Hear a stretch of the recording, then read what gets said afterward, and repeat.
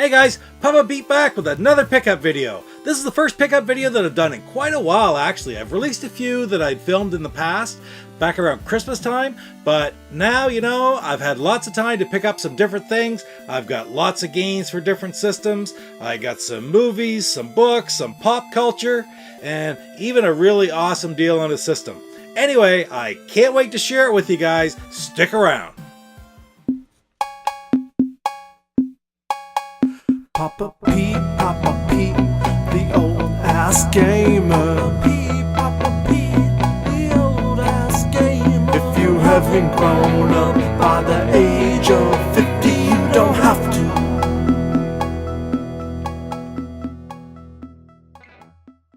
Okay guys, the first thing that I want to show you is something that I bought. I supported on Kickstarter quite a while ago.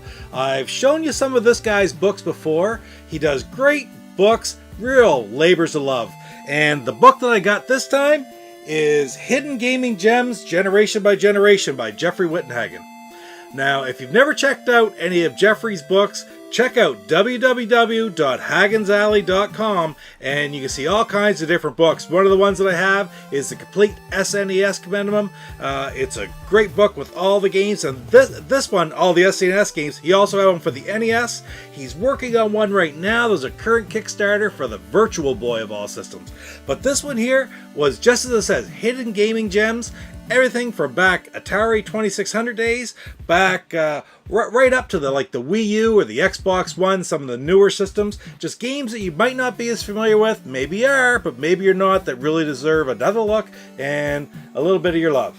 Anyway, Jeffrey really puts his heart and soul into every book that he creates, and I'm really happy to have supported this and picked it up. I'm going to try to do a full review on this book. I know it's been out for a little while, but I'm going to try to do a full review on this book in the near future. Now here's a simple one. I saw this movie back around Christmas time and I just loved it. Well, it's just out on Blu-ray and DVD, so I had to pick up a copy of Aquaman. The DC movies, which DC was the big one when I was a kid. Superman, Batman, Aquaman, different looking than this, but those were huge when I was a kid. Marvel wasn't as big. Well, nowadays it seems that Marvel is all over and DC is always trying to catch up. Well, with this movie, in my opinion, they really caught up. I loved it. I saw it over Christmas and simply love this movie. Really happy to have the Blu-ray and add it to my collection. Can't wait to watch it. Just picked it up. Haven't got a chance to watch it for the second time. Now, this next one is an older game, but Grand Theft Auto 5 for the PS4. Bottom line is this. I didn't have it. 64-bit used to play it quite a bit back on the 360, and I was walking through Walmart and it was $9. How could I not pick it up for $9? Something great to add to the PS4 collection. Okay guys, for this next wave of games, this is all stuff that I picked up on eBay. I've been tucking it off to the side just because I wanted to open it up, unbox it right here on camera, and it took me a while to get everything together to make this video, but I'm really excited to get them. First one. This one is a great game from my Xbox collection. Let's open her up. What do you think about Big Dog? Okay, so this one is The Elder Scrolls 3 Morrowind Game of the Year Edition. I've wanted this game for a long time. I got it for a really good price, I thought. This one even comes with the map. The disc is really well protected. Very nice manual. Very happy to add that one to my collection. I love the Elder Scrolls series. I hadn't really played very many up until Skyrim, and then I played the 360 version, and I played the PC version off Steam. So I've been trying to pick up some of the older ones like Oblivion and now Morrowind. Really happy to have this added to my Xbox collection. It's a really, I won't say it's one of the top ones, but it's still not very cheap. It's right in the middle, so it's good to add it now because I think it'll only go up in price. Okay guys, this next one, to tell you the truth, I've had them so long, I'm not even sure what they are now. I know what I bought, but I'm not sure which one is which. So let's crack her open to find out. Gimme, gimme, gimme, my Nintendo! Gimme, gimme, gimme, my Nintendo! Gimme, gimme, gimme! This guy did a really good job packing this one up. Should be nice and secure. Oh, lots of peanuts. Right on it. I'll read that later. And this one is really important to me. I have picked up an in-box copy of River Raid for the Intellivision. Now this is the last Activision game I needed for the Intellivision. So happy to have picked it up. I'll take it apart, see what kind of condition it's in, but it was supposed to be in really good condition. I'm looking, it's in a protective case. It really looks in excellent condition. Manual, cart, the whole works. River Raid's an amazing game. I have never played the Intellivision version, but of course I played the Atari version lots when I was a kid. It was just such an amazing game. It's one of these ones that you pick up over and over and over again and just love to play. So River Raid for the Intellivision. I now have all the Activision games for my Intellivision system. That is awesome. Okay, so the next one I got, let's take a look.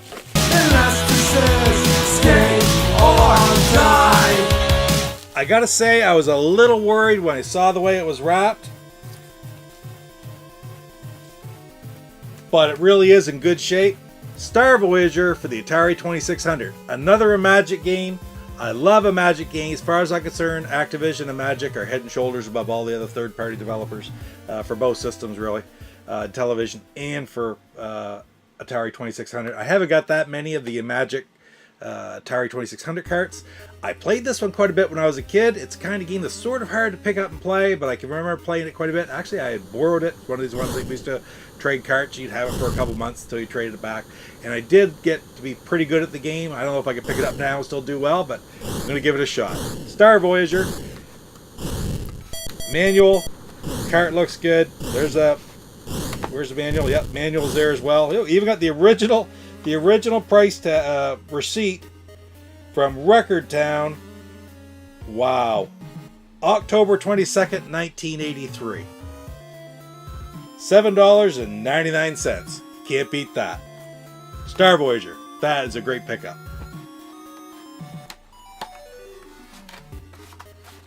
Okay, the next one I got, it's another third-party developer for the Atari 2600.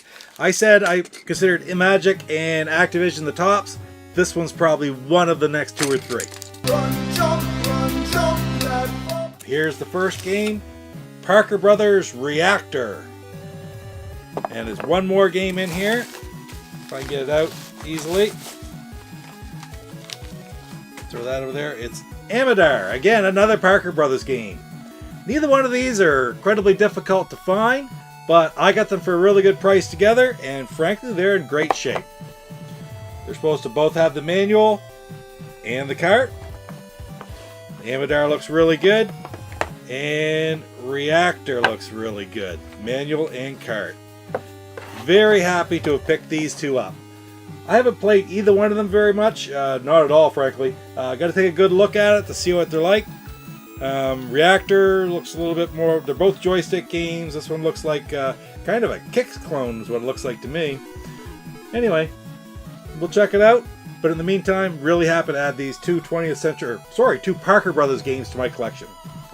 Alright, so this last one I've had for quite a while. I'm really happy to add it to my collection. Another Atari 2600 game. Let's get her open. 'Cause it's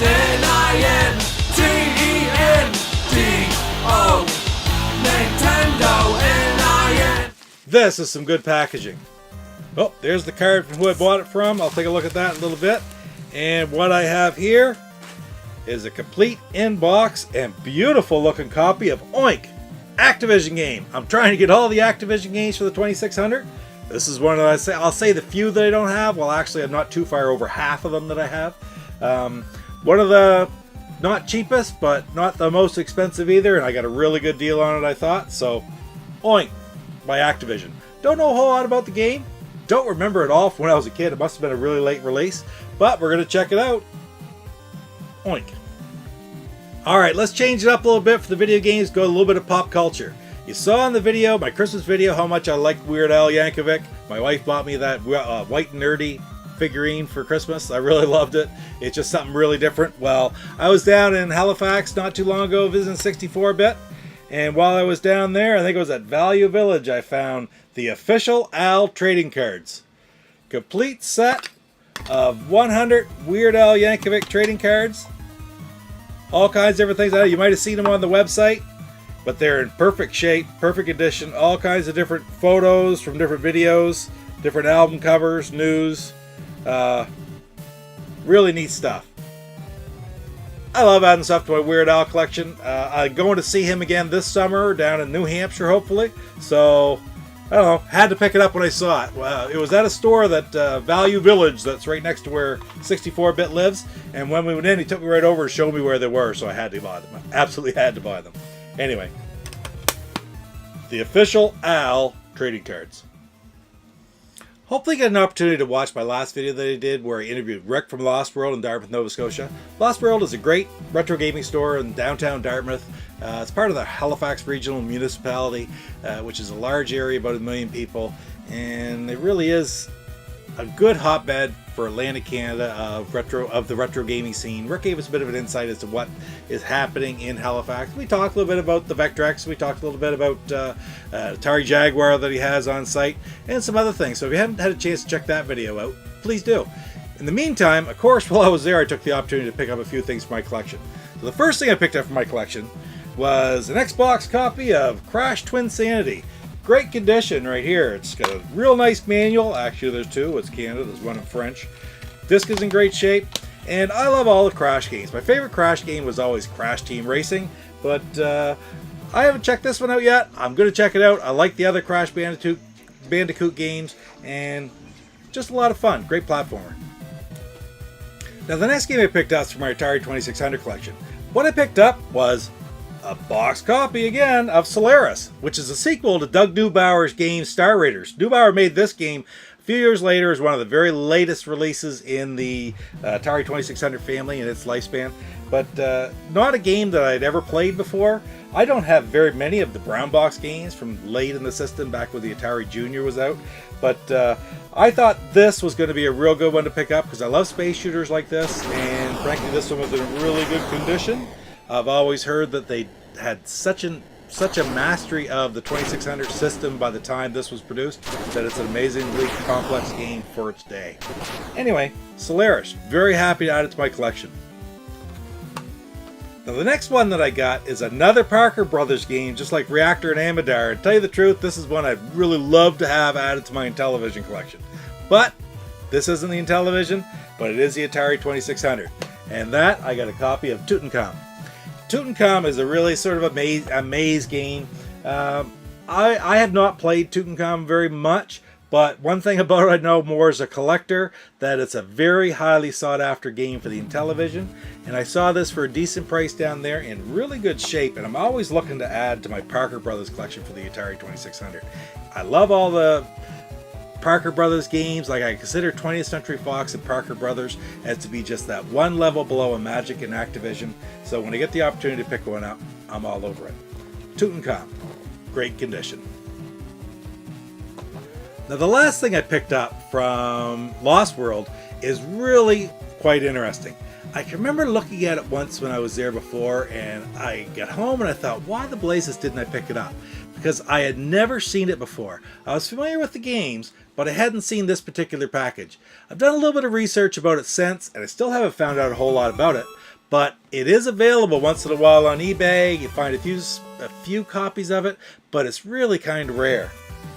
What I got was the Go for Gold pack by Epix of summer games and winter games.